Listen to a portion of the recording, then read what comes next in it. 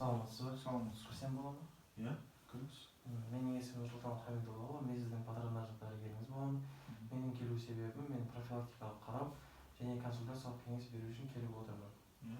Қол жуатын жеріңіз қай жерде? Сол жақта. Қолымды жудым. Мына жерге отырыңыз. Сіздің аты жөніңіз? Кеңесбаева Мадина Олқбекқызы. Неше жастасыз? 24. Қашан босандыңыз? 27 апрелде. Қандай жолмен босандыңыз? Табиғи. Табиғи жолмен. Өзіңіз босандыңыз, иә? Иә. Түсінікті. Қазір қандай да бір шағымдарыңыз бар ма? Жоқ, сағымда жоқ. Тәбетіңіз, ұйқыңыз қалай болады? Жақсы. Барлығы жақсы, иә? Олай болатын болса, мен сізді жалпы қарау жасайын. Ол үшін сол қолыңызды беріңіз.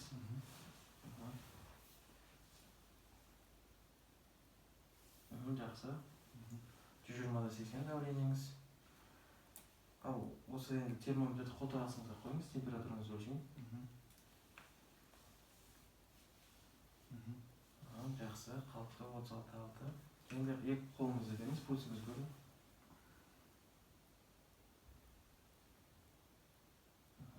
Қалыпты. Енді маған жақындаңыз, шырысты қабаттарыңызды қарап көрейін. Қалыпты. Енді аяғыңызды көрсетіңіз. Ешқандай варикоздық кеңейлер жоқ. Енді мен сіздің емшек сүтіңізді пальпациялауым қажет. Ол үшін тұрыңыз.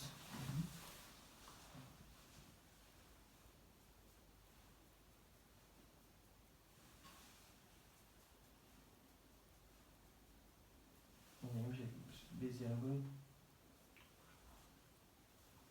Жақсы, қалыпты. Енді мен сіздің ішіңізді пальпациялап көрейін. Ол үшін жатыңыз, жүріп.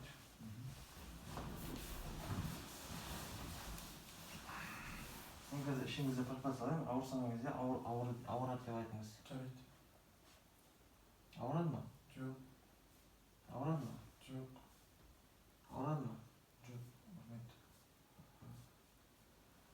Ауырады ма? Жоқ. Ауырмайды, иә? Ауырады. Енді мен сіздің жатырыңызды пальпациялап көрейін. Ауырады ма? Жоқ. Ауырмайды. Енді қазір қандай да бөліністеріңізді көрейін. Жақсы, ашық қызыл түсті. Көремін, жақсы. Енді сізде бұтаралықта ешқандай жыртықтар жоқ. Қалыпты, ешқандай инфильтрация жоқ. Енді отырыңыз қайтадан.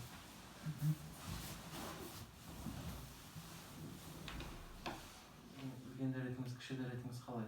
Жақсы. Ешқандай ауырсынулар мазаламай ма? Жоқ. Баланы қалай тамақтандырасыз?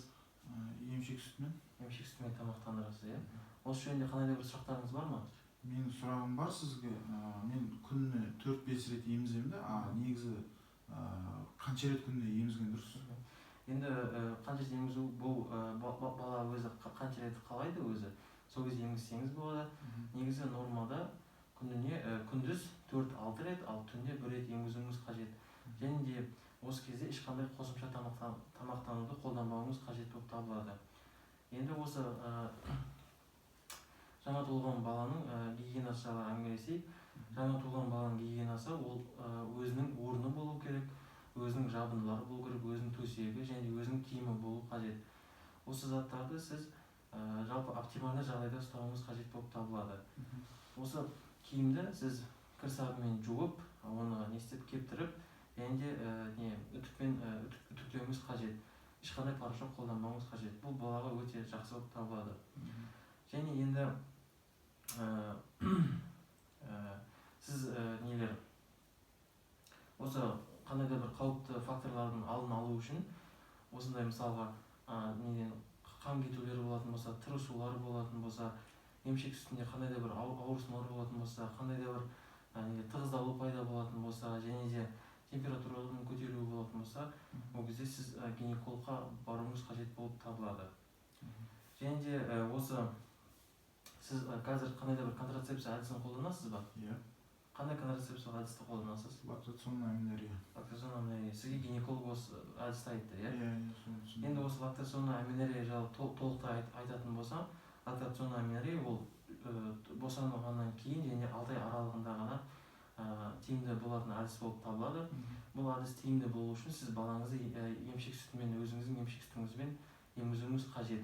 Және де бұл әдіс ешқандай жыныстық қатынасқа қатынасы жоқ, және де ешқандай материалдық қажеттілікті қажет етпейді, және де тегін әдіс болып табылады. Сізге барлық түсінікті болды ма? Иә, түсінікті болды. Енді осы нұсқауларды маған қайталап беріңіз. Енді мен түсінгенім бойынша, мен баламның киімдерін кір сабынмен жууым керек. Бала қай кезде қалайды, сол кезде емізуім керек. Және де мен егер де басқа жерлерім ауыратын болса, бір жерім ауыратын болса, мен гинекологқа баруым тиіс, дұрыс па? Иә, дұрыс. Енді осы мен сізде патронажды жасағанымды мен осы арнайы журналға және бланкаға толтырамын. Және де осы жасаған патронажымды мен акушер-гинекологқа хабарлаймын. Қажет болған жағдайда гинекология мен акушерия бөлімшесінің заведующийіне айтамын. Сізде қандай да бір сұрақтарыңыз бар ма? Жоқ, сұрақтар жоқ. Сұрақтарыңыз жоқ. Егер де қандай да бір сұрақтарыңыз пайда болатын болса, кез келген уақытта гинеколог дәрігеріңізге келсеңіз болады. Жарайды. Жарайды, сау болыңыз. Сау болыңыз.